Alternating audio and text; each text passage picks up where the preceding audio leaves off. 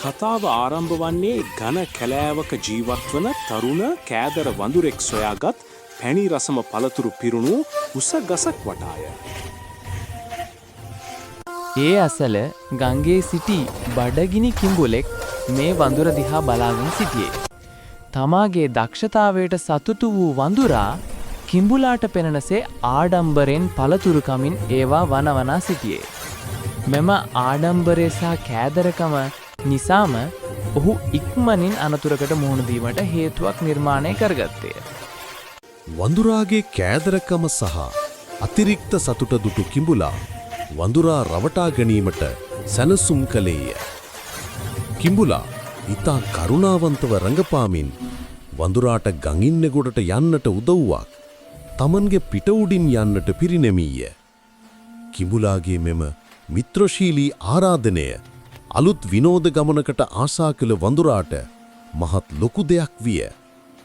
වඳුරා කිසිදු සැකයකින් තොරව කිඹුලාගේ රළු පිට මතට නැග්ගේය. ඔවුන් ගඟේ ගැඹුරු තෙන් කරා යන විට වඳුරාගේ සිතේ අපහසුතාවක් සහ බියක් ඇතිවීමට පටන් ගත්තේ. එවිටම කිඹුලා තමාගේ සැබෑ අරමුණ හෙළි කළේය. ඒ වඳුරාව රැගෙන යන්නේ ආහාරයට ගැනීමට බවයි.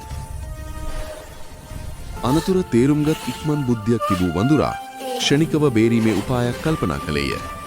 ඔහු කිඹුලාට බොරු කීවේ, අනේ මගේ හදවත මම අර ගහේ තියලා යාවේ. ඔබට ඒ අවශ්‍ය නම් ආයමත් ගහ ළඟට ගොස් එය රැගෙන ආ යුතුයි යනුවෙනි. කිඹුලා මේ බොරු කතාව විශ්වාස කර වහාම ආපසු ගම් ඉවුර දෙසට හැරවියා. ගස ආසන්නයට පැමිණි විගසම වඳුරා කිසිවක් නොසිතා වේගවත් පැනීමකින් ගස උඩට නැගී ආරක්ෂා විය. තමන් රැවටුණු බව තේරුම්ගත් කිඹුලාට කලකිරීමට පත්වීමට සිදුවිය. දැන් ආරක්ෂිතව සිටින වඳුරාට වැටහුණේ තමන්ගේම කෑදරකම සහ ආඩම්බරය නිසා මෙවැනි අනතුරකට මුහුණ දීමට සිදු වූ බවයි. එදා පටන් ඔහු ප්‍රඥාවන්තව ජීවත් වීමට පොරොන්දු වූයේ දක්ෂකම හෝ බුද්ධිය ජීවිතයේ බේරගත්තත් කෑදරකම කරදරගෙන දෙන බව සිතට ගනිමින්.